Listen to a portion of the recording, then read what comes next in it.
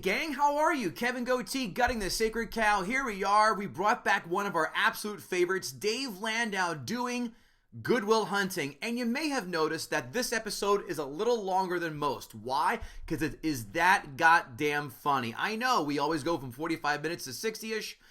Dave brought out the best in us and vice versa. I guarantee, without any disrespect to our past guests, this is a top 3 episode. It is that funny. We get down to the rabbit hole of a lot of things, and it is hilarious. I would not have kept it in there if it wasn't. Trust me on that. And if I'm wrong, tell me in the comment sections. And of course, we'll keep that in mind for the next episodes and back to our usual 45 to 60 minute clips. First things first, Gutting the Sacred Cow live show. Bill and Joanne from the morning show on Compound Media will be doing our live show at the Clifton, New Jersey AMC Theater, January 23rd, 2021. Get your tickets now, guttingthesacredcow.com. While you're at guttingthesacredcow.com, go grab a hat, bag, shirt, mug, whatever, cell phone cover. Christmas time, Hanukkah time, Kwanzaa time, Festivus time. Who cares what the reason is? Grab something for someone at work or your friend or family. Guttingthesacredcow.com has all that and then some. Lastly, thank you all for helping us get to number 32 on the iTunes Top 100 Movie Film Review list. That's so awesome. How did we get there? You telling your friends, you spreading the word, you writing those 5-star ratings and 2-sentence, 3-sentence reviews. Those help. Thank you so much. Please continue to do so. If you have not yet done so, give us that review on your podcast platform of choice. Without further ado, here's Dave Landau doing Good Will Hunting. Gather round, here's what I know. It's just that this cow has got to go. I know some people kinda like it, yeah, it's trending right now. It doesn't matter, cause we're gutting the sacred cow. Blue Horseshoe Loves Anacott Steel. Kevin Israel, name that film. No idea. Fuck you. This is a bad streak you're on right now. No idea. How about you, our esteemed guest, Dave Landau from the Anthony Cumia Show? Any idea what that film is from? Say it again. I was pulling up my notes. All right. Blue Horseshoe Loves Anacott Steel. Oh, man. You got me. Wall Street. Oh, yeah. Why didn't you know that? That was the name of the airline. I knew it. Years. Here we are, kids, Gutting the Sacred Cow. Good God. I don't know what episode number this is. We're back. Kevin Israel, how are you, sir? What's going on? Good. What's happening with you? No, just making magic happen. But let's take one hot second and thank our audience. Because of you, we recently hit number 32 on the iTunes Top 100 Film Reviews. You guys and girls are the tits. Thank you so much. Keep those 5-star rating and 2-sentence, 3-sentence reviews coming in. And we listen to our fans. And that is why we have brought back the lovable, affable, hilarious Dave Landau. What's up, Dave? How are you doing? Hey. How are you, Kevins? See how I did that? Oh, look at you. Yeah, makes sense. Work the room like the wizard you are. That's what you do. You play to the crowd. Dave, I'm dying already. Crowd it is. Dave and I made each other giggle for an hour while Dave did Philadelphia, and the crowd outpouring was so much so we got to get Landau back. I said, you know what? No. Sustained, as they say in legalese. So Dave has decided to come back and do a film. I think this is a pretty daunting task. Yeah, this is a big one. He's chosen Good Will Hunting. Yes. A 1997 budget of $10 million. A haul of $225.9 million. In 2020 dollars, $16.2 million. $366 million haul. Wow. That's big money. That's big the money. ROI. That's like Blair Witch ROI we're talking. That is really, I was not aware of the low budget. Yeah. Yeah, I don't think anybody got paid for that movie. It's very Gus Van Sant, though. Well, we'll get to that. That is for sure. Yes. IMDb, as we know, is a scale 1 through 10 with decimal points. We're going to go with our guest first. Dave, what did Good Will Hunting score on the IMDb scale? I gotta go 7.1. Kevin Israel. No, I'm going to go way higher than that. I'm going to go 9.1. 8.3. Wow. Kind of splitting the difference. Yeah. Wow, we're right in the middle there. Yeah. Kevin Israel, as you know, Rotten Tomatoes is a 1 through 100 percentage score. What did the critics give Good Will Hunting? I would have gone in the 90s, but because of the IMDb rating, I think I'm going to have to drop down a little bit. I'm going to say an 87. Dave Landau. I'm gonna go 76. 98. God damn it. 98? This was a critic's darling. I remember that very well. It got nominated for so many. They won. I'm surprised you didn't go in the 90s. That one, the IMDb threw you off a little bit. I get that, but nah, this was a 9. I knew it was in the 90s without even looking. Audience score. I know. Audience score. Sorry, Kevin Israel, give me the audience score. Or did you go 92. Dave. I was gonna say 93, honestly, but now I'm thinking 105. If everybody's just gonna hand Extra it. credit. Yeah, I'm gonna go 93. 94. Oh, Wow. Whoa, both showcases man, to if Dave this Landau. If this was Price is Right, I would have been stabbing you in the head. Wow, that is something. People Yeah, I know, love right? this film. $1. Quotes the obvious. How do you like them apples? And 3, Yes. I thought this one I really laughed at. You bench? Yeah, 285. What about you? Hey, did you paint that over there? I had that. Funny one. And then I told him to go fuck himself. Oh, I swallowed a bug. Yes. No, it's a fucking joke, but if it works better if I tell it in the first person. That's a comics line right there. It is. I loved it. Kevin Israel, what stood out to you? I mean, I've said this one and definitely drunk. My boy's wicked smart. Yes. This one's always stuck with me, and watching it again, it's such a creepy line. Sometimes people get lucky. You're a brilliant man. That scene where the TA is like comforting the other. Oh, that creepy fucking TA. And he comes up to him and he like puts his hand. He's like, "You're a brilliant man." That always creeped me out so much. When I saw this in the theater, I thought that he was gonna kill Matt Damon because he was jealous that he was what's his tits? Oh God, the Swedish guy was giving him all the attention. The Professor Landau was giving him all the attention instead of the creepy TA. How many TAs in films have been creepy? That's one. Let's go with the creepy guy from Road Trip. The guy That was my next one. Yep. And was there no one in Old School? I haven't seen Old School in so long. Say, there wasn't. That was the Animal House? Sorry, I mean to cut you off. Was there one in Animal House? No, it was just the professor was creepy in Animal House. Yeah, Donald Sutherland was creepy. Yeah. Where he's banging. What was her face? Karen Allen. Yeah, and he's just walking around without any pants on. Old School did have the principal, or not the principal, the whatever. Jeremy Piven. Yeah, but he had an assistant who was he was the one that gives the line that's like, actually, it's kind of funny. They're very good at paperwork. And he's like, oh, are they funny? Are you a comedian now? Are you a stand-up comedian? Oh yeah, that's right. Neither is Jeremy Piven. Hey-o! Yeah, he had to tone down his douchiness for that role. No, he had to find something because he got Me Too'd the fuck out of, and he goes, what else can I do? I was a wise ass in Entourage. Maybe I can pay someone to have an act for me for 45 minutes and go play Levity Live. Yeah, I met him. It was a real pleasure. Just a pleasure of a human being. Were his hair plugs sweating as he shook your hand? He was wearing a hat when I met him. But I took a picture and I said I met the great Ari Gold tonight. And it was very insincere. He lives up to his reputation.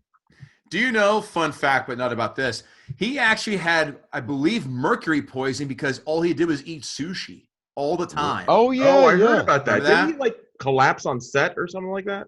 I believe Let's hope so. Maybe it was hepatitis B. Yeah. Well, I know he walks around in like a big sun hat. Like, have you ever just Googled how he dresses? No, I walking haven't, around but now I LA? have to. I guess Steven Dorff is really nice too, and he like picked a fight with him in the middle of a restaurant. Really?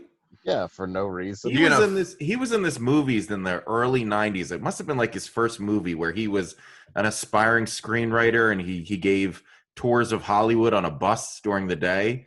And it was like such a like it feels like I remember thinking it's like a Lifetime movie. And yeah. it's just it was such a bad movie, but I think that's what kickstarted his career. He was in One Crazy Summer. I remember that. He was also in Lucas. I didn't see that until recently. He was, I think, I think the defensive lineman or a quarterback. And even back in 1985, motherfucker was losing his hair. That sucks. They say Corey Haim got banged next to a trailer by Charlie Sheen using Crisco as lube. Fun fact. That is some highfalutin shit right there. Sorry to your audience, but that's I don't know if you want to Google it. But fun fact. It's why Charlie Sheen is alive with AIDS and Corey Haim is dead. Fun fact. Yeah, he's the one who fucked the hot out of Denise Richards, and here we are. Corey Haim is dead. Yes. One more fun fact. So apparently, my wife told me this. Again, I haven't Googled. This is all just off the cuff. That him, Piven, and John Cusack were best friends in Chicago, if I recall correctly. And Cusack's mom or dad the parents owned an acting studio. They came up together. Cusack got so many roles for Piven as they were coming up. But when Piven just popped and left Cusack in the dust, fucking Piven 86th him out of his life, and Cusack hates him for not returning the favor. Again, I think I heard this third hand, whatever, from, again, my wife heard it, but that we need a producer to Google this shit live instead of us just talk over. It does seem right, though, because they were good pals, and they were in Grosse Pointe Blank together, which is a great movie. And that's great. Yeah, Grosse Pointe Blank is a great movie. Yeah. Now it's time for the real 5 fun facts. I don't know if you knew that. My wife gave me this fun fact, and I Googled it. It's true. Matt Damon did the most savage breakup in the history of fucking mankind. He dumped Minnie Driver on Oprah. Oprah said, "Hey, Matt, are you in a relationship?" He goes, "No, I'm single," despite being in a relationship with Minnie Driver for over a year. Savage. Is that better or worse than texting? Oh, that's way worse. You get embarrassed in front of 65 million housewives in moo dresses. You know? Yeah, he was really putting himself out there to a sea of disgusting women. I'm going to find myself a 4 out of this mess. Yeah. Oh, I'm going to get that daytime Oprah audience all sopping wet. I can't wait to go to their house and thumb through their Time Life series while taking a dump post-coital. That's going to be great. Here's Tom Cruise to jump on a couch because doing things on this show is a good idea. Yeah. Castle Rock, the company that made the film, had Damon and Affleck do rewrite after rewrite. And Affleck and Damon didn't feel like they were getting anywhere. So they slipped in a gay sex scene into the script. None of the executives said a word. That's amazing. Well, yeah, that's probably what they were going for. They're like, you should write more, wink. You two handsome lads. The opening night, they were like, I thought you were fucking Ben Affleck in this. What happened to that scene? Right. Pulling him by the lapels of his Boston Red Sox jacket while viciously butt-fucking him, going, it's not your fault. Yes. It's not your fault. Could you change the name to Bad Anal Tearing? Or the life of the history of a Red Sox fan until 2004. Fuck those people. Yeah, that's very true. Kevin Smith helped get the movie made. Did you know that? For fun fact number 3, Matt Damon and Affleck asked him to direct, but Kevin Smith said, quote, he wasn't good enough. Who stepped in and was directing it for a minute? But Matt Damon asked him to politely step aside because this director wasn't moving fast enough. A-lister, I'll give you a hint. A-lister, okay. Huge name in the 90s. Huge. A-list director or actor? Tarantino? Tarantino's a no. Kevin? I don't know. Robert Rodriguez. No. You're going with all these dark ass. He's doing all the Miramax people. That's what he's doing. Well, that's what I'm thinking. Oh, you think Castle Rock? Oh boy. Well, then don't let that King. trip you up. Don't let you Stephen King. Yeah, can we get the guy who did Sleepwalkers and Dolores Claiborne? And the terrible TV version of The Shining, is he available? Kevin, a guess or no? No idea. Mel Gibson. Oh, that would have been good. Probably would have had a different message. That was. Listen, you say fuck a lot. Can we substitute the word fuck with the word Jews in there after the word fuck? Yeah. Don't people in Boston really hate the Jews? Let's work that angle. Yeah. All the oxen free. I see we have Cole Hauser here. He played a Nazi in Higher Learning. You mind just coming in that garb? Boy, you get Michael Rappaport in a newsboy hat, and we're ready to fucking roll. That's like, good Lord. Robin Williams chose one of the bars, as one of the locations after Matt Damon and Affleck took him around a tour around South Boston. In fact, some of the drunk locals even tried to fight Affleck.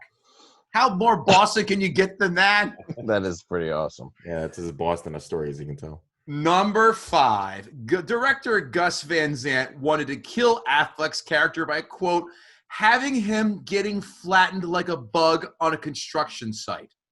He also wanted Damon's character to get killed by Carmine, the guy they got into a fight with on the playground, which eventually got Matt Damon sent to jail. Oh, and he goes, God. that's a bad idea, and changed it. I'm not gonna lie. The getting killed by Carmine might have been a better ending. Like, it would have been irony a little bit. But Because then, that how can they seems work so in I have random. to see about a girl catchphrase, you silly dolt? Yeah, I know. Yeah, I don't. No. All right. Well, I'm dying to hear these fucking I'm arguments. sorry. I'm just listening to the facts and This is thinking good. of No, how no, many no. things I don't enjoy about this movie. Kevin, I don't want to keep this animal caged any longer than he has to. So now let's let Dave Landau start to gut the sacred cow. Well, with this new Mel Gibson information, I think I think it's important to say the name of the movie is Good Will Hunting. The lead character's name is Will Hunting. Do I win now? I think so. Like, I think Mel Gibson would have made him a Jewish kid named Max Smarts. It's the worst character name. It makes Jack Reacher seem Shakespearean. It is the worst title ever. Good Will Hunting, about a guy named Will Hunting who becomes good. It's the worst. Just saying it out loud makes me upset. When I saw the movie in the theater, right when I saw it, I was like, wait, his name is Will Hunting? So they had a bunch of notes for him, and not one producer was like, hey, maybe we don't name him Will Hunting. That's where I'm starting. The shittiest character name ever. Will Hunting. That's fair. That's not a criticism I never really thought of, but fair. This is one they had the title before the movie, kind of like Reindeer Games. Well, yeah, that another Ben Affleck classic. Or Geely. Or Jersey Girl. Yeah, anything with him in a name just really isn't going to work out. Yeah, so I got to go. That's my first point. Let's start with the opening credits. Or do you guys want to go more on that? I don't want you do. This is your canvas, Van Gogh. Do what you want. I'm going to say the opening credits, first of all. You're a fly on a wall in Matt Damon's apartment. You're like, wow, this is just going to be 2 hours of this. Let's not pad it. It's just 2 hours. Just this long credit stream of his apartment. He's also, when you get into this first credit, let's talk about the fact that he's a bad kid from the wrong side of the tracks. He's also 20 years old, has his own apartment, and all the Abercrombie and Fitch money he can buy. He's the same broke kid the way that Jennifer Aniston is a broke waitress on Friends. living in a Manhattan high-rise. Immediately, you're like, well, he's doing phenomenal for somebody who's 20 years old and works at MIT. Maybe as a custodian, but it's still a job where he's probably pulling in 35, 40 a year even then. Yeah. It looks like a mansion that was bombed in Sarajevo, that apartment. Yeah, but it's like nothing. It's a little messy, and we're supposed to go, well, this guy clearly has been abused his whole life. So the second one is Stellan Skarsgård's "I'm an Intellectual" scarves and stripy shirts. Thank you. Yeah, he might as well have a beret and a cigarette in every scene and just talking down to people over and over again. There's nothing. He's the most stereotypical cliche version of a character. Whoever did wardrobe was like, look, I put zero thought into this. This is a smart guy. The only thing missing were elbow patches and a pipe. Oh, and an eyebrow arch. It should have just been pantless Donald Sutherland going, this is my job. Yeah. But nobody even his voice was enough to establish that he's smart. He has that accent. He has that manner of speaking. He could have been wearing a fucking sack, and you would have been like, oh, that's probably a smart guy. Yeah. Put a scarf on him, and he's an MIT professor. Yeah, and you're like, wow, this guy's really, look at how smart his scarf is. You just want to choke him out with it. It's distracting. You think there was ever a scene that they started and he didn't have the scarf on, and they were like, put the scarf on. Yeah, they're like, dude, I understand that you're saying things that are intelligent, but the crowd's not going to know without the scarf.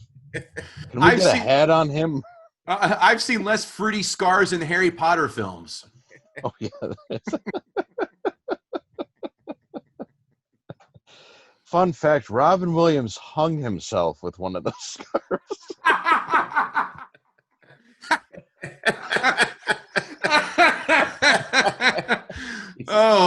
Videogram number 1 right here, Kevin. Yeah. Yeah, someone will hate that. It's a joke, and Robin Williams was a comic. Yeah. Who'd probably laugh at it. After he stole from somebody else. Yeah, that's true. And he paid for it, though. Yeah, he did. That is true. I'm going to go the score. It's good on Danny Elfman. Just doing the Danny Elfman thing for a change. But the whole movie sounds like it's going to prance in a scene with a flute and tell us a riddle. Like every few minutes, it's just this weird almost sound where it's like, guess what's going to happen next? It almost comes off like a bad 90s sitcom on like a Boy Meets World almost kind of score to an Oscar-winning movie. It's very Muppets Take Manhattan, but it's about Boston. It's about Boston street toughs who have their own apartments, who hate smart You're really stuck kids. on this apartment. Well, it's just, he's doing very well. Dave Landau's one half of the Property Brothers. Didn't you know that, Kevin Israel? Yes, that's true. I'm special. I remodel bed and breakfasts. I'm gonna say this: the fight where he gets arrested and he beats up that guy. It is a Levi's 501 commercial with fists. The entire thing is shot like a 90s ad for jeans. It looks. I can't even take it seriously. Even the song that was playing. Yeah. Yeah, it's terrible. You're just watching it and you're like, so he's going to jail, but are those button flies? It made the fight look fun. I thought the fight looked like a good time. Yeah, and it's supposed to be a pivotal part where it's supposed to be the opposite of a good time. Yet it just looks like, it's a bunch of Boston street toughs in cool pants. Those kids being kids. Rascals. I love that. Like a Donnybrook with a fucking "is your fly button" or whatever that was that catchphrase back then? Yeah, it was button flies. I forgot. I just remember when I bought a pair of button flies and I was like, this is the most inconvenient thing I've ever put on my body. You just gotta, especially when I was a drunk. You go to piss. Oh, I don't believe that. I gotta work 6 buttons. Yeah, there you go. Yeah, there's a zip. It took Dave extra long to get his dick out so his scoutmaster could blow him back in 1987. Well, that's correct. That's why I was an alcoholic. He kept getting me drunk while we shared a sleeping bag. Hey, Dave, it's not. Yeah, it's not your fault. I'd be blowing him. It's not your fault.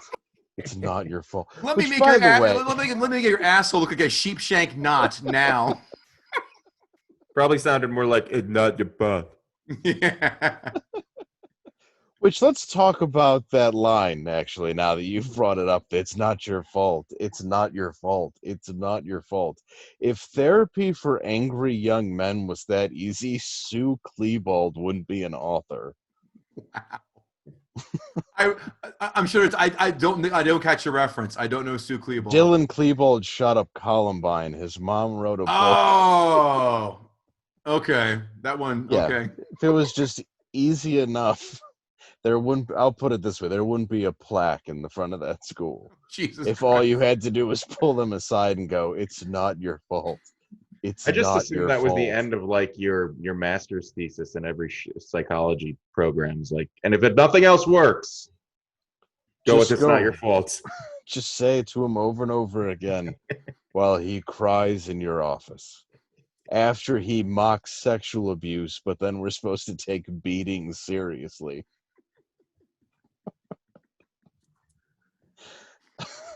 Which does happen in the movie. It's like, molestation. Yeah, whatever. Tough it up, pussy. Yeah.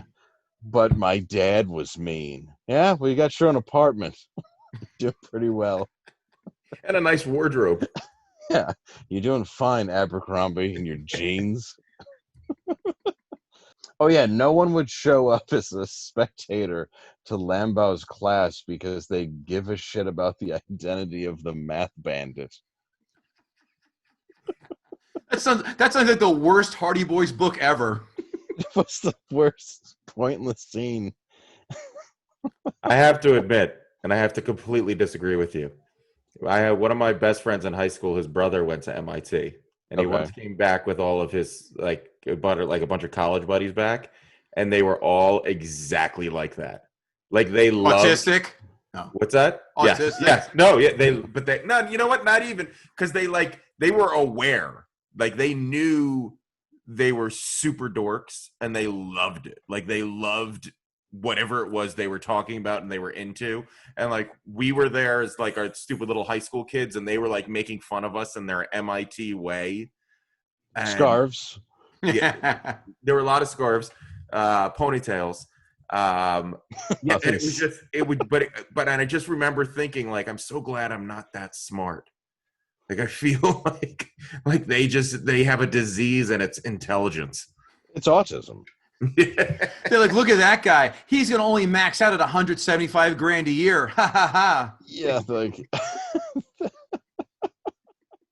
I don't know. I my buddy Jesse went to MIT. I guess he could have been that kind of kid. But what we used to do is we used to dress in Adidas tracksuits and call them queer and beat them up. Because that's the two kind of people at MIT. Yeah. There's smart kids and the people who beat up smart kids, even though they hang out with a closeted smart kid, but everybody knows he's a smart kid. And gets lectured for being a smart kid and not taking advantage of being a smart kid. Exactly. It's who sits around and says, let's go beat up some smart kids? It's never happened. Maybe that day you said that to your friends, Kevin. But other than that, I don't think anybody's ever said that to anyone. It's just unrealistic dialogue. I believe Cole Hauser more as Remy.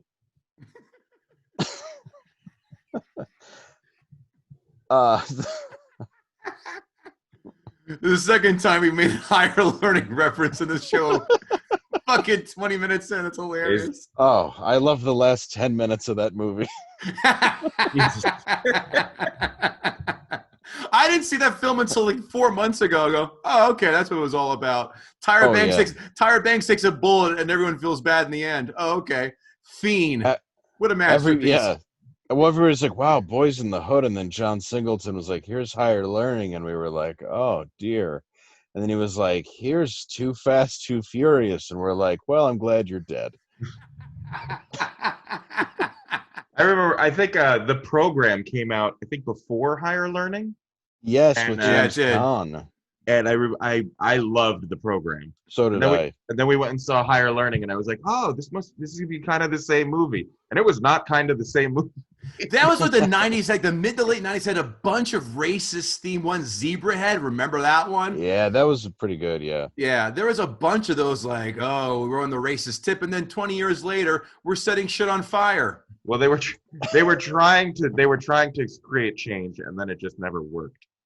Right. Well, Menace to Society just made you want to hang out with them. I bought a Mustang 5.0 Fox body because of that dude. That's a great car. Yeah, I'm like, I want to be like Kane. I didn't jack anybody for rims. I said moved out with here. Cheese.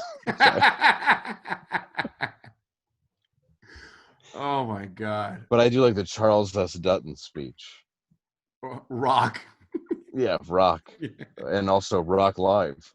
Rock Live. I remember that too. I remember that very well, Rock Live. Oh, that's a swing and a miss in every way imaginable. We'll do, okay, the Southie cosplay and SNL Boston kids. Cosplay. SNL Boston kids accents, particularly Ben Affleck, his approximation of a working class guy when he's not just trying to be Vince Vaughn. He just comes off like a jock at a private academy who's trying to make fun of somebody who goes to a private school. It's really all I get from him. He doesn't come off real at all. It's probably why half of Boston was trying to beat the shit out of him while he was playing that character. Like, who is this guy? Somehow he managed to pull it off in the town. I'll give him that. That's a good one. And Mallrats. Yeah, it's great. I love Mallrats. Did he have the accent in Mallrats? No. He worked as a mall. Yeah, they were in a mall. He was like, he worked in like structure. Yeah, one of Fashionably Male was the title of the store. Seen it a million fucking times. Oh man, remember those terrible 6-button Steve Harvey suits? Ah, that's what Structure sold. I forgot about Structure. Yeah, I might have had a couple. Oh, I did. I went in there and was like, "This is good for a 12-year-old." The look. Did you both audition for Lou Pearlman to get in a boy band? I did an all-white suburban play of New Jack City. Were you Nino Brown? God, I hope so. Of course. Or were you Pookie? I was Pookie. I just smoked crack in an American flag shirt, and there was no play. It was just called Tuesday. Also the fact that the starting point of Will's life isn't really that he's all that bad, even though this whole movie is supposed to be that he's bad. He's 20 years old, and from that moment he just doesn't come off as like a bad guy in the beginning. He doesn't come off as like that. He just comes off as a janitor who happens to solve a math problem, and you're supposed to go, well, like, the movie could never be made today because the whole idea is we're just supposed to root for a white kid to get out of his own way.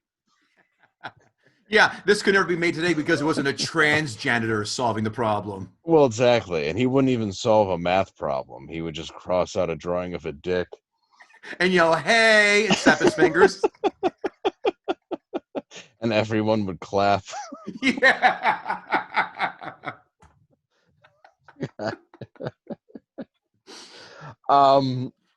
The scene where where the dude catches him writing on the chalkboard just automatically assumes he's fucking with the work and clearly not a genius. Right. Like, this scene's just so over the top where he's just like, what is this janitor doing with this math when he's obviously a janitor who's solving the math problem. It's just so cliche. Yeah. Why wouldn't he have thought he was like cleaning it? Like, hey, don't clean that off. We need that. I wrote "do not erase" on there, dildo. Yeah, like it's just this ridiculously tense scene in the way no one would behave in that situation ever. And doesn't he say, "Hey, don't graffiti that," which isn't really Yes. how you use the word No, graffiti? graffiti's not a Yeah. verb for SMAHT kids. Yeah. For such a smart guy, he doesn't seem to know shit. Also, got he's it, though, so. She Yeah, went it's back just- and drew like a big dick on that fucking billboard or blackboard. Oh. Excuse me, just to prove a point. Well, that's really what it was. Like he walks up to him, it's like, "Oh, you're the janitor. Clearly, you're just drawing cocks all over the math work." Yeah. That's gonna be my first assumption Yeah. because you're a bad guy from the wrong side of the tracks. So shitty. Yeah. Okay. The guy he schools at the bar is just a lonesome caricature that only exists to be dunked on. After he finishes telling him off, there should be a woo from the studio audience. And then the movie doubles back on how them apples when it when it isn't like he didn't win the argument anyway. Right. Will was just spitting back a bunch of information from books he had read, nothing original, going up against what the other guy had read. He was just further in the curriculum that he was teaching himself. In his spare time, he'll drive he'll drive past Will on his way to a ski trip, and Will be pushing down a broken down Nova at a Sinclair station one day because this is just nothing to do. It's got nothing to do with education. It's just about the fact that this guy has money and he's going to be just fine. Despite wearing sweater vests, yeah. Yeah, despite wearing sweater vests, and the fact that that's how he thinks you pick up a chick is by talking down to her with books you've never heard. And He was like, the 90s. He looked like one of the three. Time. He looked like one of the It's three true. guys in the Mean Street Posse back from the WWF days in the Raw Attitude 1999 year. Shane McMahon's guys, the Yes. Mean Street Posse. Good reference. Thank you. Yes. Well, that's exactly it. And they hate smart kids, but then their friend pulls that out and they're like, "Yeah, how you like them apples?" Yeah. It's like, so your boy is the smartest guy imaginable, but you guys spend all the time keeping him down and beating people up. He has no real friends. It's a vicious circle. No, and then you have, all right, the Right Honorable Judge info dump, who conveniently pounds on Will's background as Landau serendipitously wanders into his arrangement just in time to catch it all. He's handsome, ridiculously intelligent, young, white guy who wants to punch a cop and not get shot, get parole, very illegitimate reasons, then fart on everyone who parts the sea for him in order just to have an amazing life. Movies like this are why SJWs think being a white guy is what they think it is.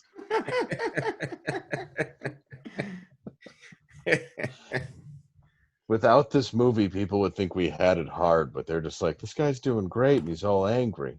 Just white and angry. The park bench scene where he just sits there and listens to Robin Williams, just because. Also, he's only a Vietnam vet for the sake of being able to tell him he's never had to watch his buddies die.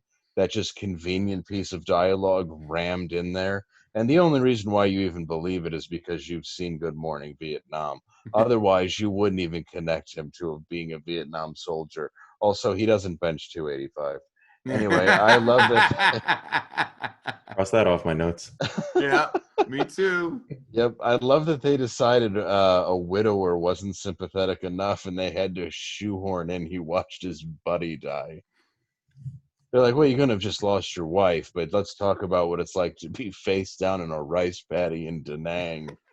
Maybe talk about an ear necklace. like Universal Soldier. Yes. That's hilarious. It's just rammed in there and then it's never brought up again. Mm. Everything about his trauma is still his dead wife, and not, the Viet Cong that he saw the life come out of their eyes. As you put a knife in their thorax, going shh, Exactly. shh. Yeah, It's not your fault. yeah, that's right. It's not. I look in the mirror and say it's not my fault when I think about rape and burning down a village. How do you say it's not your fault in Vietnamese? Yes. At the Ho Chi Minh Trail, it's all. Yeah. Yeah. Have you ever? My dad was a Vietnam vet. Not big into therapy. No. I don't feel that's a thing they all get into. It's like PTSD. What? No. Dollar beers down at the VFW. See you later, homo. I'm getting my Yes. buzz on tonight. Exactly. Oh, what? You're sad because I used to hit you? That's why I hit you. So you would be sad and then act different. Did you have your buddy's brains blown out all over your fucking uniform? No? Go Yeah. play with your blocks then. Yeah, exactly. I got the uniform upstairs, unwashed. Yeah. 80s brains are all over the sleeve of it. Dad, why do you make me smell your uniform every week? Because you need to smell death, son. Now remember that when you don't go out and literally get hit the cutoff man.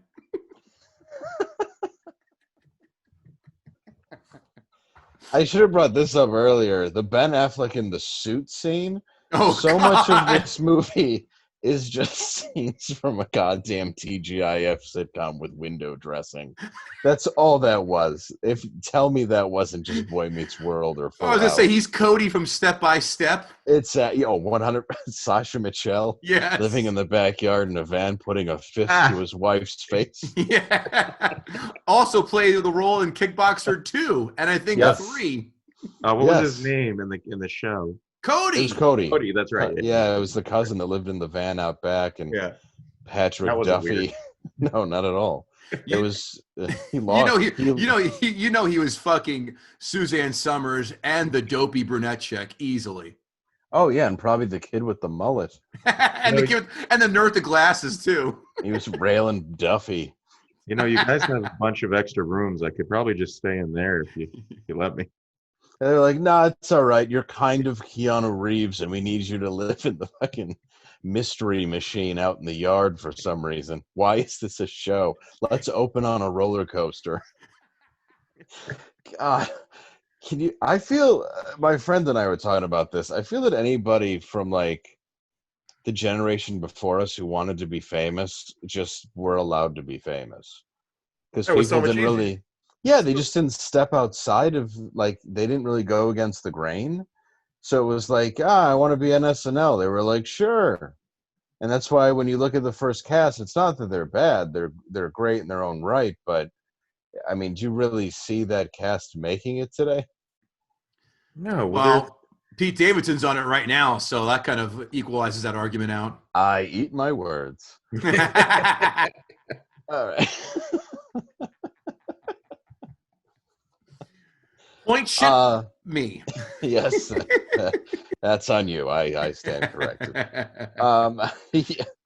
The scene where he burns the paper is from a Lifetime movie with Damon playing the abusive husband and Skarsgård as the battered wife, complete with him walking out on Lambo before he can finish what he's saying. It's so hacky. Yeah. It's such a hacky scene. You could almost see exactly how I feel like Matt Damon just was watching a movie and was like, all right, I'm just going to take these words and switch the characters around. Instead of Meredith Baxter Burney holding a steak on her eye, we're going to have... Oh, what a good fucking esoteric reference. Meredith Baxter Burney. Thank you. Yeah, I love it. It's great. Yes. Sitcom mom and woman getting beat by Lorenzo Lamas for 20 years. So Lamas. That's great. Wait for 5 more minutes. Then Dave's going to bring up the guy with the name who played Skippy on Family Ties as well. By the way, Oh, I was God. thinking of Lorenzo Lamas last week because do you guys In remember the shower naked. Oh, Yeah, well, obviously, Sure. He's facing Yes. my shower. meow. Do you remember there was a show called I Am Hot? And it was a reality show where Lorenzo Lamas was one of the judges, and it was just hot people coming out and them judging why or why not they were hot. Oh, this was because, remember the website? And Yeah, that's what it was based on. The Hot website. or Not? Oh, my God. Hot or not. Well, maybe that's what the show was called. It was called Hot or Not. Loved B. Hot or Not. Loved Hot or Not. And Rate My Poo, another one of my favorites. Rate Oh, my yes. poo? Rate My Poo. Oh, People Rate took My pictures of their Poo. shits, and you graded them from 1 to 10. But that How never great got a is- show. Yeah. It did. It was Lenzo Lamas as well. Lamas. It was just him, though. It was called The just- Renegade. Oh my God. What's Oh, next? man. Who's going to shoehorn a Thunder Bay reference in next? I don't know. Oh, That's, man, I that's love a that good show. one. Yeah. Wow, those are 2 shows that just make Walker, Texas Ranger look like an Emmy-winning series. Wow, Thunder Bay. Yes. Many a They Saturday wouldn't afternoon put on him in. Channel They wouldn't 11. put him in Baywatch, so he was like, "I'm making my own." Yep, I'm doing it myself. On a Sorry. hydrofoil war machine boat in Canada. Yep. You know, where a lot of international crime takes place. Well, sure. Yeah, they had to go to the most random place on Earth to commit the crime. So why are you even here? You're funneling money into Miami. You know what it was? It was probably the fucking showrunner's hometown. Like, you know how I'm going to get the show sold? I'm going to make it the town that he grew up in, and he's going to have no choice but to say yes. 5 minutes later, green light. This is perfect. We have a tax break as well, but it was really just the Canadian dollar difference. Saving a bunch of toonies and loonies everywhere you look. You ever throw change at a stripper? I have. Yes. I grew up in Yes, I Detroit. have too. I have. My buddy Bill Thomas said he got me doing that. That was hilarious. That's He so used, to, funny. he used to take the oil guns and squirt the pole so they'd slide off and shit and fall. Yeah, it's always amazing that because you go over there at 19, and I grew up in Detroit, so you go over there and you just slap that loony onto the stage, and you just watch this poor drug addict woman pick them all up, just a handful of gold coins. And she says, "What the hell is this on the boot?" Yeah, what's all this? Can I get a toonie? You just give her 5 toonies for a lap dance. And then she has to go out and feed her kid with Tim Hortons donuts. Well, it's all there is. I know. There's literally no other food. Everybody listening to this is furiously Googling toonies and loonies. Yes. This film is chock full of Googleable, I just made that word up, Googleable moments. I It is. promise you. Like, Our what the listeners fuck, have Thunder 19 Bay? Google windows open right now. Thunder Bay? Yeah, Hulk there was. Hogan, what? Google's like, what is a Lorenzo Llama? Lorenzo Llama. Listen, this episode's going to be a panty dropper for all you people who are into esoteric references. Like Oh. 80s and 90s pop culture, the fucking 3 of us got that shit covered in spades. Yes. He picked the wrench because fuck him. Right. quote. You don't become a math whiz if you've been getting beaten by a wrench every day since you were a child. You hang yourself after getting cut by the Ravens. Jesus Christ. That's excellent. That's fucking excellent. Yeah, it's just not realistic. But yeah, best case scenario, you kill yourself with your own weight bench along with your family. Benoit reference. Oh, we're getting the wrestling crowd back into it after a Hulk Hogan reference. Wow. Let's see. The shot of him staring up at the ceiling, which gave me hope that he would hang himself. But then it cuts to him walking into an office and getting an amazing job, which he blows off for an oh-so-reliable, not at all shaky prospect of a quirky woman in her 20s. Trust me, if he shows up in a Stanford, if he shows up at Stanford revealing to Skylar, Mhm. the name, that drove across the country for her, she's gonna look at him like he texted her because of his flaccid penis. It doesn't matter though, because his car isn't going to make it past Hartford. I was gonna fucking say that. It's- You took it. God damn it. Son of a bitch. Things like 3,100 miles away. It's just gonna break down and he'll be out of another job. Yeah, I was gonna say that thing is gonna die out by fucking looks like I'm living in Walpole on the Ohio. Mass Turnpike. Sorry, I write this shit while I'm watching it, so I gotta remember every word I put down. It's sort of rage writing. And people who think William Goldman actually wrote the script because it was too good to have been written by Ben Affleck and Matt Damon, to which I say hardly. They clearly wrote it and had they wrote it. It's a shitty movie.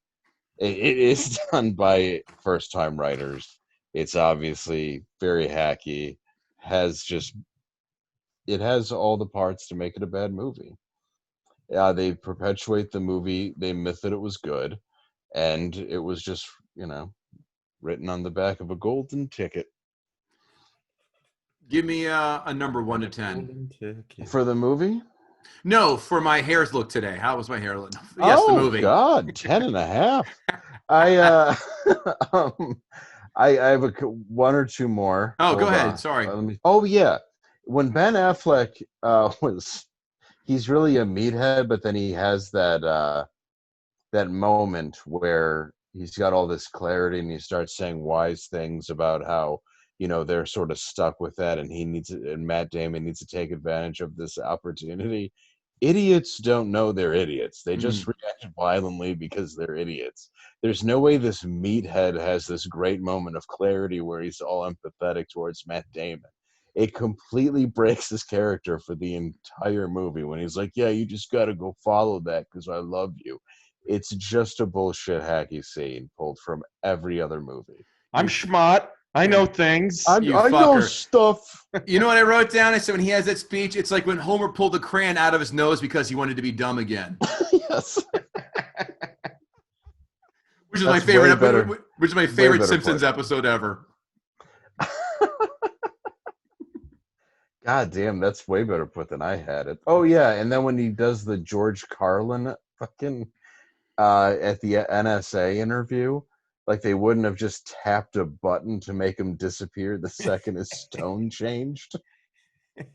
So he's just allowed to go off on a speech that wasn't even his.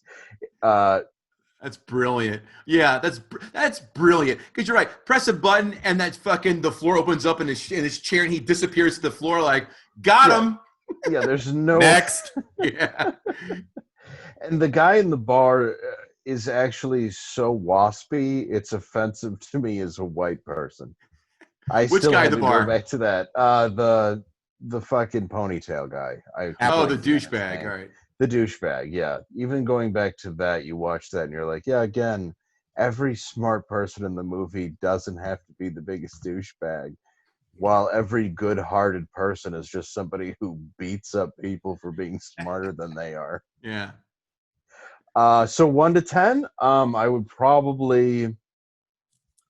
give it a 4. Wow. Kevin, I'm going to go first. I am voted for Bear. Good Will Hunting has done less to benefit visiting Boston than Schindler's List has for Poland. I've been through. I think I'd start off with a bang. Who wants to visit that fucking town after watching that movie? No one.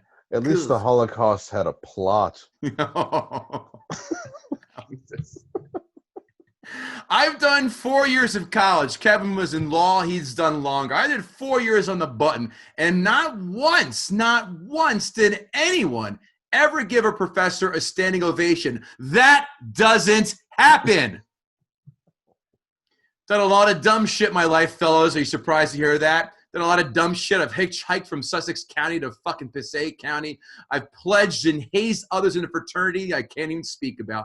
But never have I ever done something so stupid as stand and pitch in the middle of a batting cage that is omnidirectional. That is a license for a concussion, broken jaw, and fucking massive memory loss. And these ass clowns are playing fucking tickle fights in the middle of a batting cage in Boston. That doesn't happen. Professor Landau immediately asking that lady student out for a drink. And since you know this is a Miramax film, Harvey Weinstein yelled out, "Fuck yeah!" in the middle of the screening room. Just sitting there next to a plant. I was gonna write plant. I was like, that's too easy. You got me. I know, but you got to put that in. Yeah. He was like, you know what? That character needs to hit on some young girls. Yeah. Is there any part of this where we could make a man in a powerful position having sex with a young girl seem like authentically good? Is there a way we could put that in the script? Just say he was molested and his dad beat him with a wrench. That's the hook. Oh, cool. Perfect. Done. Oh, you mean like all the math whizzes I know? Yeah, all the SMAHT kids in this town. The Boston accent in this film is on a Mark McGuire, Barry Bonds, Sammy Sosa level of steroids. This accent is just worse than people who trample over others for a $400 TV at a 6 a.m. Black Friday sale. What's worse, this or a Philly accent? Boy, that's 6 1/2 dozen Philly, for me. No, Philly's much worse. Yeah, it is.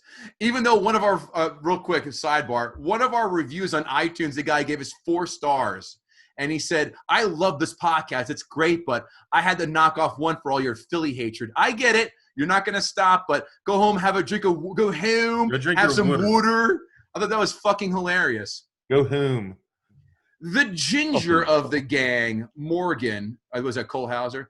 Yeah, He throws a right hand punch like Jim Abbott did. Yes. Who was born with no right hand. Google that, non-sports fans.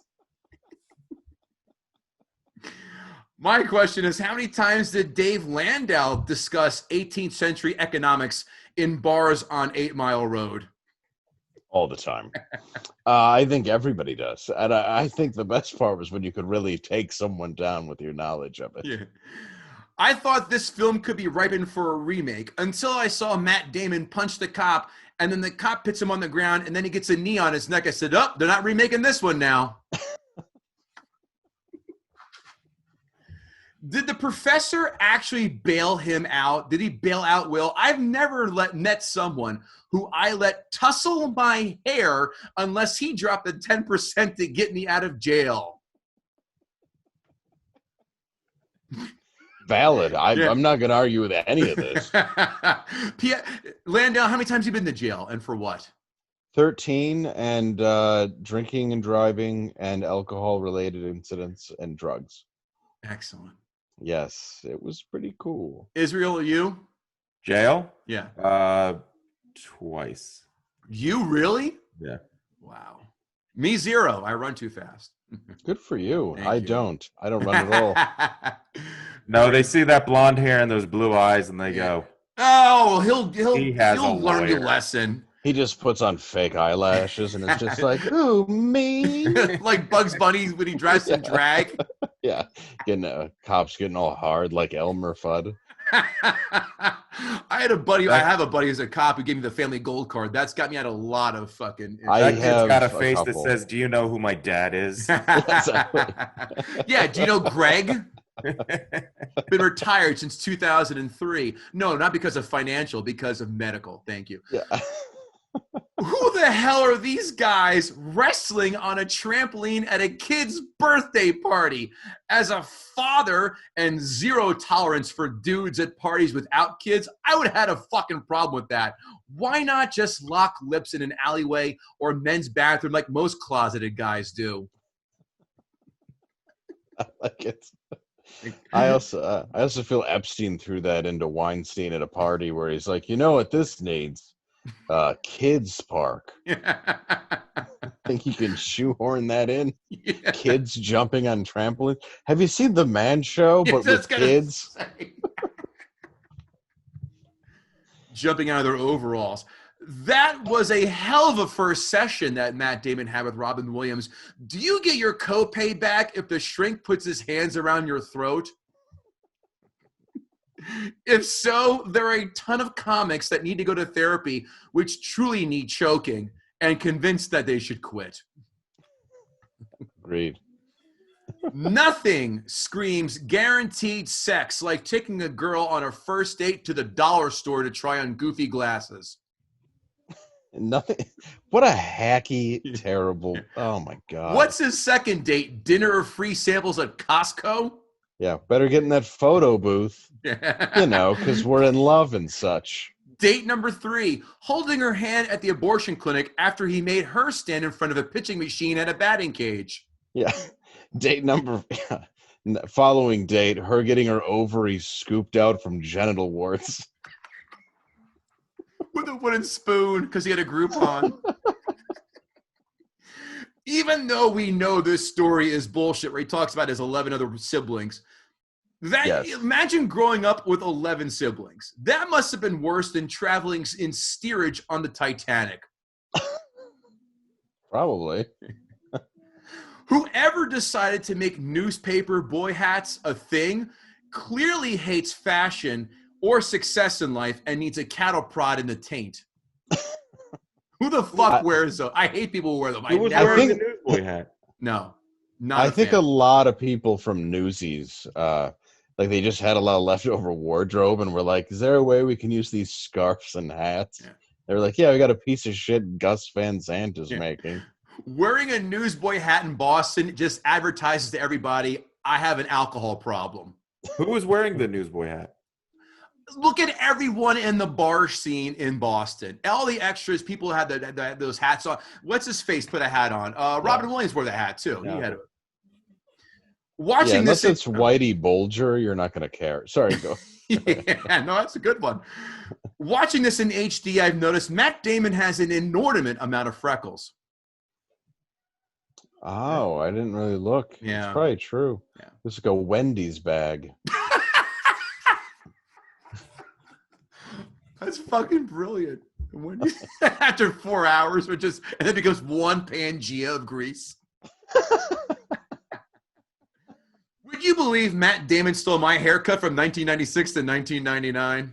Yes. Too, me too. 100%. I think everybody had that split down the middle. Part of the, yeah. Wouldn't most people in Will's income bracket be the first to grab that lottery ticket and not dump her? I dated a girl longer than I should have because I got $1,000 worth of shit in Christmas in 1999 and 2000, as well as got 4 to 6 trips free to the Caribbean. Yet he's like, get out of here, you fucking whore. The best part of my day speech by Affleck got me thinking.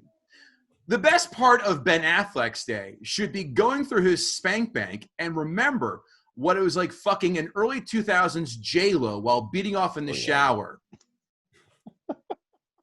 Or dropping his kids off at Jennifer Garner's for the week. Because, divorce. Oh my God, he's got to love that, where he's like, go into the woman's house who does fucking mascara commercials. Yeah. And Capital One, what's in your wallet? My fucking hand. There's a picture of Ben Affleck on a boat with Jennifer Lopez, and he's got his hand on her ass. And I would have that blown up in every room of my house. Oh, so that'd be my cell phone wallpaper, even though I would be married to Jennifer Garner.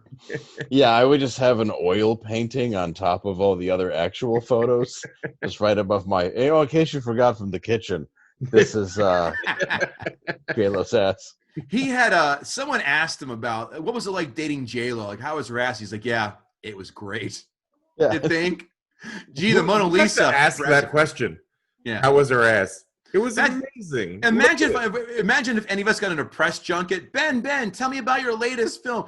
Ben, tell me about J-Lo's ass and how you wore it as a hat every single night for 6 months. Yes. Did it smell like cinnamon? It looks like it smells like cinnamon. Did you wear like a newsboy hat like everybody else did in Good Will Hunting? Was all food a disappointment after that? Yeah. Was it so good that you had to tolerate J-Lo? Yeah. Listen, if she can get guys to drop murder charges, that ass must sing to there's like a song from the Sirens. Like fucking. Did she get tired of you demanding to eat dinner out of it every night? Yeah. Exactly. Yeah, your spork from Taco Bell keeps poking me in my taint. Stop it. Yes. Be more careful. Just putting In-N-Out fries in it. And you're not getting pizza like again, ketchup. Are you, honey? We don't want sushi. The chopsticks fucking hurt. Just burning her ass with pizza grease. Putting wasabi peas in her asshole and shooting it into his mouth. We can do this for another 25 minutes, right, guys? We're fucking. Yeah, we really can. Yeah. He only plays ping pong with a paddle for him. Did he pour a gallon of bleach on that after she dated Puff Daddy? I got to get all that off. The stench of murder raps. And the song from Godzilla, go away, go away. Exactly. By the way, you ruined Led Zeppelin for me. No, he ruined Zeppelin for you. That's what I meant. Oh, sorry. Oh, it wasn't Matt Damon's film in this fault, but it sure as hell your fault for We Bought a Zoo. Yes, it was. I love this film when I saw it. Does it pass the remote tests? A few scenes. Do I enjoy it? I do. But Dave Landau has done something that very few people are able to do, and that is get me to drop my score. I'll now drop it to a 7. I had it at 7.5. Too many good points, too many plots, too many issues. Ooh. You got more granular than I did, which is, again, why you're fucking great at this. Well, thank you. I enjoy this film a lot. I still do. I get it. I see all your points. I acquiesce them all, sustained. I still like it. It still resonates. It was funny. My wife walked in the very end. She goes, God, the score is so annoying. So I started laughing when you said the Danny Elfman score. I'm like, what's next? Is Pee Wee Herman going to come out on his fucking bike? Which, it's again, so great bad. film. Yeah. Oh, yeah, that's a great film. Love it. Yeah, that's one of the first. I showed my son that, and he's into Pee-wee's Playhouse and stuff, which is like, it's just cool to have a kid who likes that stuff that I'll watch too. Right. But Large Marge still scares the shit out of kids. Oh, man. Like I said, I give this movie a 7 out of 10. Landau got me to drop my score half a point. I still enjoy it. It's good. Does not pass the remote test. Kevin Israel, the floor is yours. You guys did not leave much, if any, meat on this bone, which is actually all right for me because I am, as I told Kevin about a different movie, kind of ambivalent about this movie. Okay. Going through the movie, first of all, there definitely is an Irish curse, absolutely, just like there's a Jewish curse. The Irish curse is just a little bit smaller. The professor hitting on his students is incredibly cheesy and incredibly creepy, and I feel that every year that passes it gets just a little bit creepier. But it was okay in the I thought this was in the early 90s. It was in the late 90s, and that's okay. Yeah. Fuck was a word meant for the Boston accent, and they decided to put it in every single sentence constantly.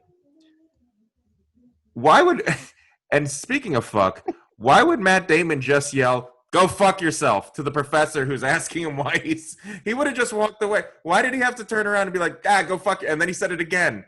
Like, just walk away. There was no reason. That was purely, to Landau's point, was to establish that he was a bad kid because he looked like such a nice kid. So they're like, how are we going to make the point that he's bad? Have him tell everyone to go fuck themselves. Have him say the F word. A lot. Which is so fucking overused in this movie, it will have no effect by the time he says it. They went to a bar in Harvard that sounded like a bar that they'd never really gone to before, yet they knew the doorman, whose name was Casey, and I feel like every doorman in Boston's name is Casey. Or Sully. Yes.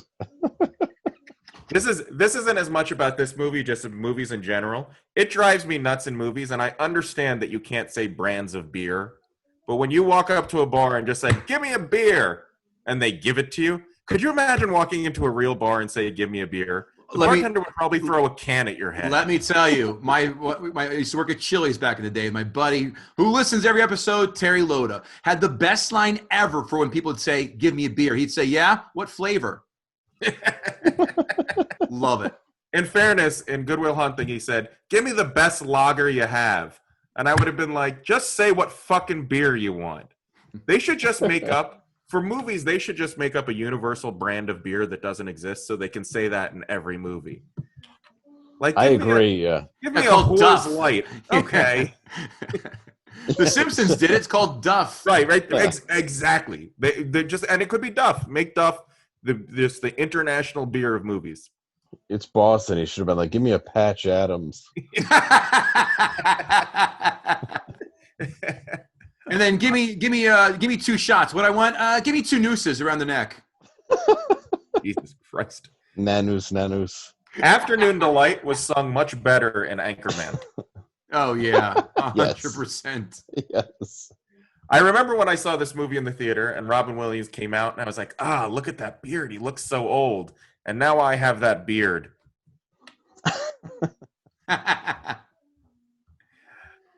The professor walks around the campus with his TA like that TA is Bib Fortuna. You fool, he's using a Jedi mind trick on you. Well played. When Matt Damon is trying to out the one psychologist, and he goes, "No, it's okay. You putt from the rough." Was that a term for being gay? Yeah. Putting from the rough? Ever? Wow, I guess I didn't I've heard even that. connect that's what he meant. I just sort of ignored it. He's like, he said you were trying to give me the jump. I mean, I don't care if you putt from the rough. And I haven't had a chance to Google it to see if anybody else other than in this movie ever said putting from the rough. And it actually made me think of Caddyshack, where he goes, "You know what he got thrown out for? Night putting. Putting at night with the dean's daughter." Yes. You know, I get hard when you quote Caddyshack. It also makes me think of Good Morning Vietnam again with men in comfortable shoes. Where it's like, how many? I think Robin Williams has used more terms to describe a homosexual in a weird way than anyone in the history of film and television. Speaking of Williams, at one point he said something about his hair, and he goes, "I haven't got much hair left." "Yeah, you do, Robin. You had a full head of hair." I don't know what the fuck you were talking about. Was that line written by somebody else and they just didn't take it out? And not only did he have a full head of hair, he had a head of hair, a beard, and a full body coat that he wears all the time. And you could comb your wrists. It looks like he had Willis from fucking Different Strokes under his fucking shirt trying to pop out. Yes, I hate to repeat a point, but I made this a specific point of mine. Robin Williams doesn't bench 285. Yeah. And if he does, I want to know, was that for reps or was that a max? Was that a competition lift with a suit or raw? I need more information, Robin. The fact that he just believed you makes me feel like he's not a math whiz. So watching somebody wait outside a dorm for the door to open and you to sneak in gave me such hard nostalgia. I almost started to cry. I remember those days where all I knew was a girl's first name and which building she lived in, and I was willing to walk up and down the hallway just to try to get laid. So true. In fairness, I sold dime bags at a community college for a year. Hey, you were an entrepreneur. There's nothing wrong with They that. didn't have dorms in community colleges. Nice try. No, they didn't. They did at Michigan State, but I was at LCC in an apartment. When telling a story about how drunk you or somebody else was, you have to emphasize it with 3 different explanatories as to how drunk you were. It was hammered, bombed, wrecked out of his gourd. You can't not do it. If you're really, really drunk, it needs 3 different explanations. Yeah. And there,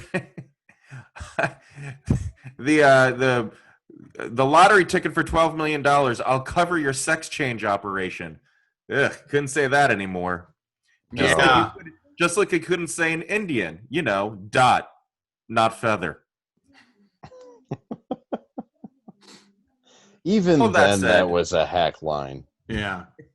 All of that said, and you guys did a masterful job finding everything wrong with this movie. Good on you, Dave, for what you did. This movie, like actually Kevin said, has a couple of really, really good scenes, and that's what it is. It's a couple of good scenes strung together with a strangely loose plot that never really makes a lot of sense to me. Oh, here's one more point this is an overarching point. How did nobody ever realize in 20 years that this kid was a genius? He went to school. He went through. They said he was in a bunch of different foster homes. Nobody was ever like, "Oh, he's 6 and doing long division. Maybe we should talk to somebody about him." The kid was, and he wasn't just kind of smart. The guy, Skarsgård, which, by the way, how many Skarsgårds are there? And why do they? And they just keep showing, and I never know which one's which, and they all kind of look the same, and they're all different ages. But he even said he's like this other guy who was an Indian living in the desert and was mailing theorems back to Britain or whatever. If he was that smart, somebody would have realized this. You just didn't happen upon this. This kid was like 1 in a billion, and they would have known. But the whole movie is just a bunch of compilation of scenes that are strung together with this weird plot about this smart kid and this kind of sappy love story that Will Smith and Mimi Driver, even Will Smith with his hitch. the two it is that interchangeable. That is how much I believe that character. You might as well just thrown in. I pulled up to MIT around 7 or 8. Matt Damon and Mimi Driver, and even though they ended up dating, Mini Driver, not Mimi. It's Mimi Rogers, I think. Yeah, whatever. Mini. They had absolutely no chemistry in this movie. I never bought into them being into. I bought into her being into him. I never bought into him being into her. It always felt very one-sided, and I remember seeing this in the theater and when they broke up, I was like, he's not going to go back to her. Like, this is going to go bad. I thought the movie was going to go bad. That's why when you said there was an idea of him dying, I thought that would have been a much more fitting ending for the way this movie was going, rather than him being like, I'm going to see about a girl. I was like, that was all just too fucking perfect. And it tied itself up too cleanly.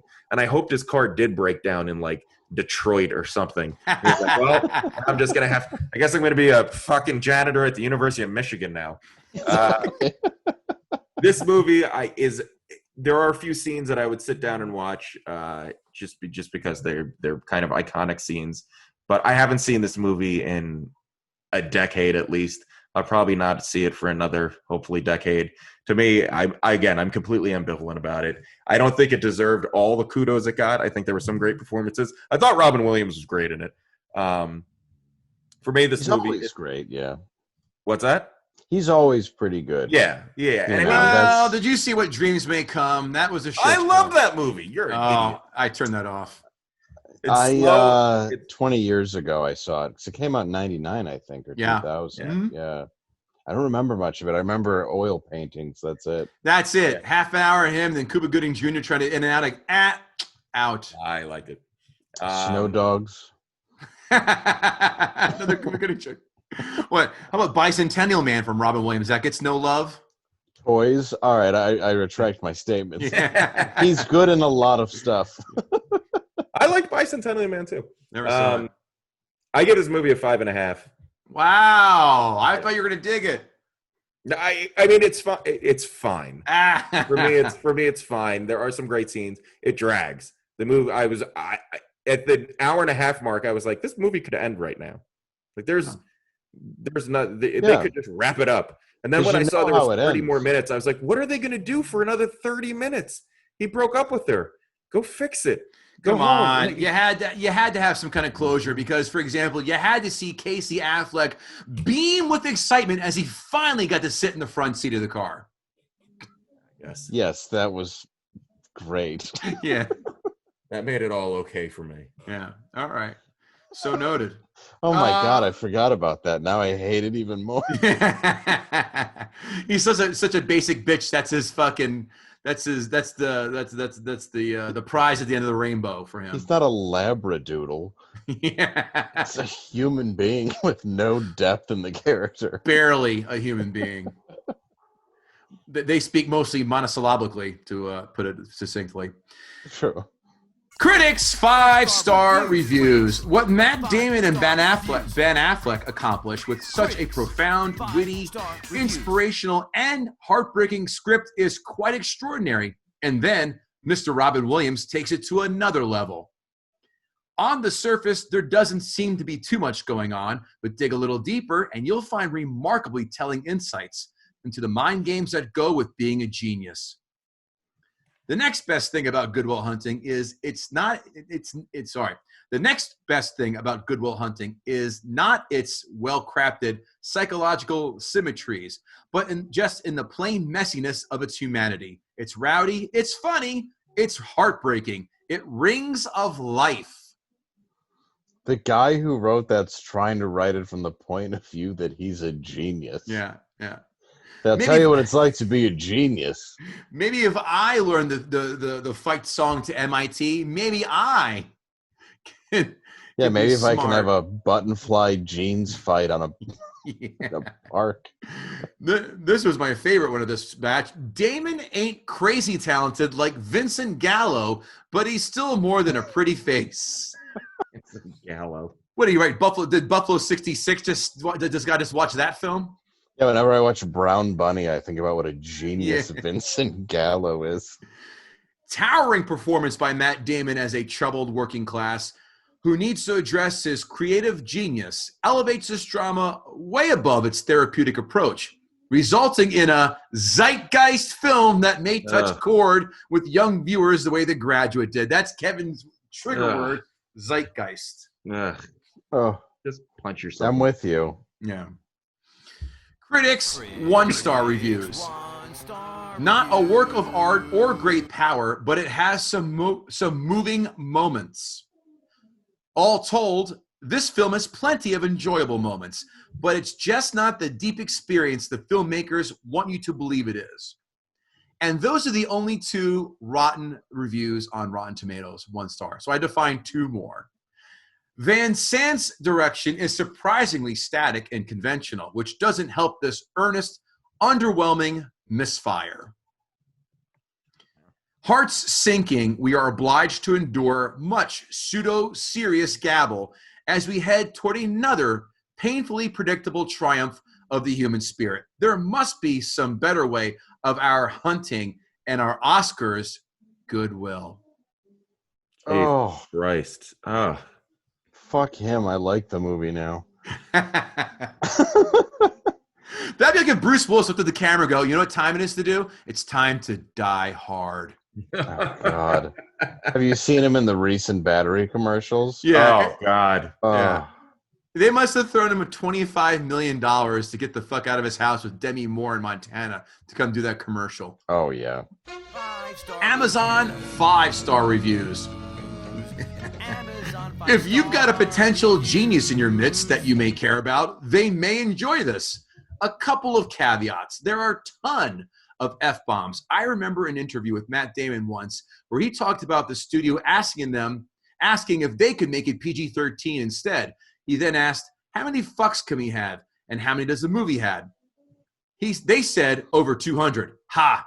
He shrugged and was like, we didn't even realize it. That's just the way we talked in Boston. So if you care about this sort of thing, maybe we should try something like VidAngel. I don't know what that is. What? Yeah, I don't know. Sounds like a porn site. Yeah, that's what I thought it was too. I really did.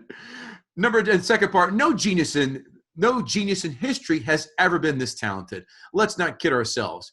But there are aspects of Will that resonate with many geniuses. Signed, someone who thinks Reader Digest is highfalutin. Oh. Next one. I saw this movie during its original release in theaters, back when you had to, quote, seek out, in parentheses, and maybe drive an hour, to see it at a small independent movie theater with minimal frills, Gosh, I miss those days. I loved it back then and still do. I actually saw it twice in the theater. The second time counting how many times they said an F word. I counted 144, but I'm curious of the actual number. Oh, and Robin Williams was awesome. You know he's going to be serious and kick butt if he's got a beard. What autistic open mic comic wrote this? And this was this was wide release. He didn't have to go to a gay porn theater like Hanks did in Philadelphia.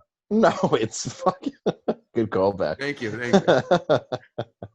But yeah, it's you went back and counted the fucks. Like, how OCD are you? Yeah, it's like I checked the stove 14 times, and there's 322 fingers in the whole movie. This is a dopier Rain Man where he tries to count the toothpicks on the floor, but instead let's count the number of fucks. Oh, this holds up really well, except for the smoking. I mean, it was funny. It was funny to see Brad looking so young, but he pulls it off clearly as a brilliant and mentally stunted kid. I wonder at the end if he'd make it to Stanford and that old beat-up banger because it's a long drive. Next movie review from this guy, Fight Club starring Matt Damon. Oh, wow. Because he said it's funny to see Brad looking so young. All right. Zip! Can't get him all. FYI, since we don't have a producer looking up stuff, 154 fucks in Good Will Hunting.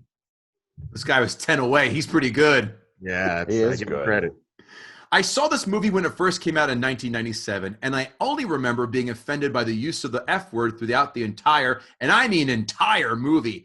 That distracted me to the point that I missed the point of the movie. I won't describe the movie as that it is provided in the synopsis. Now it's about 18 years later. I'm desensitized to the F word, and I just watched this movie again 3 days ago. It's an effing, how's that for desensitized? Great movie. Here's Kevin Israel in 3, 2, 1. Oh my! Yeah, exactly. Amazon 1-star reviews. Not sure what happened here, but the movie arrived in a Good Will Hunting case, and the disc said Good Will Hunting. But when we tried to play it, it was Kill Bill, which is not a movie I've approved for my son to watch. Let me get this straight. Uma Thurman opening up Japanese fighters like it was an internment camp in California in 1943 is okay, but hearing a bunch of Boston kids say the word fuck is not. Got it. Also, rating a movie on the fact that somebody sent you a different movie. Oh, is you the should most. see. I've how seen it, often that but, happens. but that's so crazy. I didn't enjoy Spaceballs because it was Uncle Buck. Uncle Buck, way better than Spaceballs. I agree. One Thank of my you. favorite movies ever. But my kid does love Spaceballs because he's 5, Yeah. and it is that level of humor. Thank you, Kevin Israel. The film stinks. I like it. I I'm gonna hate it. go. I'm gonna go with both of you on that. It's for kids, but I like it. By the way, there must have been a problem at the pressing plant because there were at least 10 to 15 reviews of people complaining of the same thing. Kill Bill in Good Will Hunting cases, which is funny because Kill Bill didn't come out till what, 03, 04? 03, yeah. Yeah. Such a shame. Movies used to be good until Hollywood became evil. Oh All God. those Jews. Impossible to watch because every other word is an F word. Turned it off after 5 minutes. That didn't happen. How many Amish people have access to the internet? Yeah. This is I know. This is 5 minutes. I refuse to think you pulled the chute after 5 minutes. And besides, 3.5 with the goddamn credits with that tweaky fucking Barnes & Noble music playing in the background. That's a Ugh. lie. Yeah, Unlike the first 4 minutes is his apartment. Right. Unlike most reviewers, this movie did nothing for me. It could not hold my attention, even though I had intentions of liking it. But it did not. One of the worst Robin Williams movies I have seen. What an asshole. I'm going against the crowd here. Not sure why everyone thinks this is such a great movie, but frankly, I thought it was terrible. Good service from Amazon, well acted. Quite frankly, I would not recommend this movie because even though it worked out good for some of the folks, most of the folks were seedy at best and cruel and undesirable, to say the least. If you like movies that show the worst of society, and like I said above, it was well acted, then you may like this one. I did not. The box and label on the DVD says Good Will Hunting.